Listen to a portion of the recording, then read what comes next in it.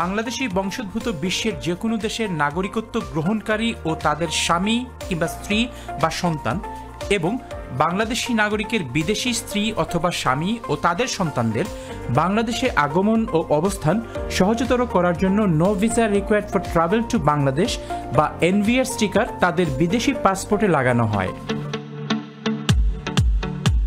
Britain, Europe, America সহ সর্বমোট 101টি দেশ থেকে প্রবাসীরা দ্বৈত নাগরিকত্ব সুবিধা পেয়ে থাকেন। শুরুতে কোনো ফি না থাকলেও ধাপে ধাপে এনভিআর ফি সর্বশেষ 2011 সালে 46 পাউন্ড নির্ধারণ করা হয়।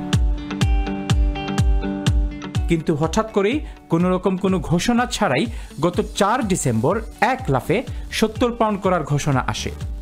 এর ব্যাপারে সুরক্ষা সেবা বিভাগ থেকে একটা পরিপত্র বের হয়েছে এবং পাঠিয়েছে উইথ ইমিডিয়েট ইফেক্ট কার্যকর করার জন্য বলেছে। ওনারা শুধু এনভিআর না আরো কিছু কিছু আছে, যেমন দ্বৈত নাগরিকত্ব, বাংলাদেশের নাগরিকত্ব, বাংলাদেশের নাগরিকত্ব পরিত্যাগ, স্থায়ী আবাসিক সুবিধা প্রদান, NOC for adoption, police clearance, এগুলো সবকিছুর নতুন করে ফি নির্ধারণ করে দিয়েছে। ডক্টর মোহাম্মদ ইউনূসের সাথে রাষ্ট্রপতি ভবনে বসে আমরা দাবি জানিয়েছিলাম যে নো ভিসা ফিটাকে হয় মওকুফ নতুবা এটাকে কমিয়ে আনার জন্য।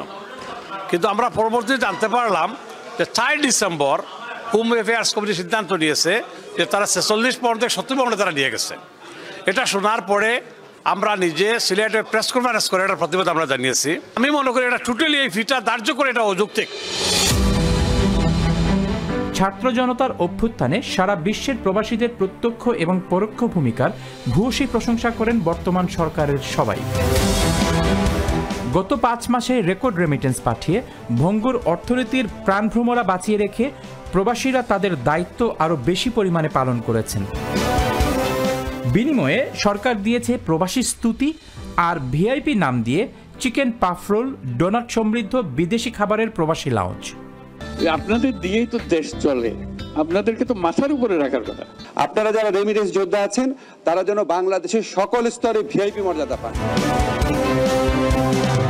প্রবাসী বান্ধব সরকার কোনোটাও নাই, তাই চেষ্টা করা সবগুলো প্রবাসী হলোর বিরুদ্ধে যার। খালি এয়ারপোর্টে একটা কফি শপ খুলিলেও যে মানে প্রবাসী হলো লাগে সপ্তাহ খরা হয়ে গেল, এটা তো আসলেও মানে এটা খালি দেখানি লাগে। আজ পর্যন্ত সরকারের কোনো নীতি নেই, পররাষ্ট্রনীতি, অর্থনৈতিক নীতি বা প্রবাসী কল্যাণ নীতি নেই।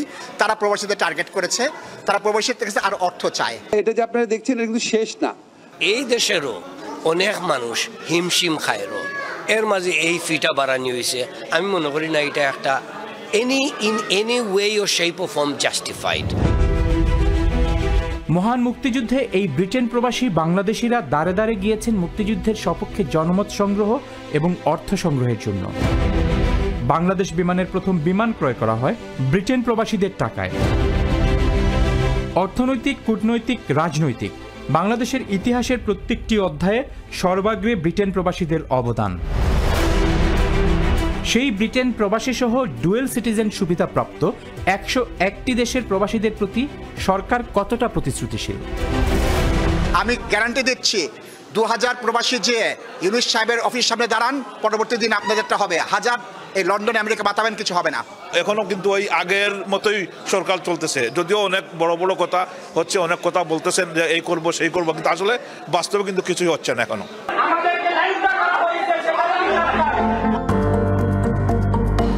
আপনারা এইভাবে কথা না বলে আপনারা যদি একটা লিস্ট করেন যে ওনার বিরুদ্ধে আমাদের অভিযোগ আছে, এটা তদন্ত করা হোক। গত 5 মাসে সরকার দাবি করছে প্রবাসী বান্ধব অনেক পদক্ষেপ নেয়ার।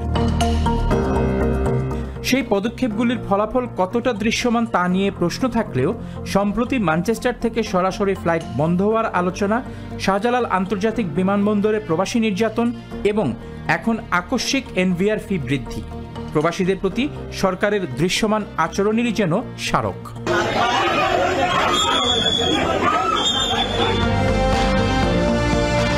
বাংলাদেশের যে আমলাতন্ত্র, লালফিতার যে দৌরাত্ম্য, এরা কিন্তু কোনো সময় প্রবাসীরে তারা সুনজরে দেখে না। এখন তো যদি প্রবাসী হলের কথা না শুনেন, মানে একদম যদি মানে এক্সট্রিম পর্যায়ে যায়, তখন তো প্রবাসী হলে একটা এক্সট্রিম ডিসিশন নিতেও পারে। আমি মনে করি বর্তমান ইন্টারিম গভর্নমেন্ট এই নো ভিসা ফিকে এটাকে মওকুফ অথবা এটাকে হ্রাস করার জন্য এটা ভালো হবে, এটা জনগণের জন্য এবং প্রবাসীদের কল্যাণময় হবে।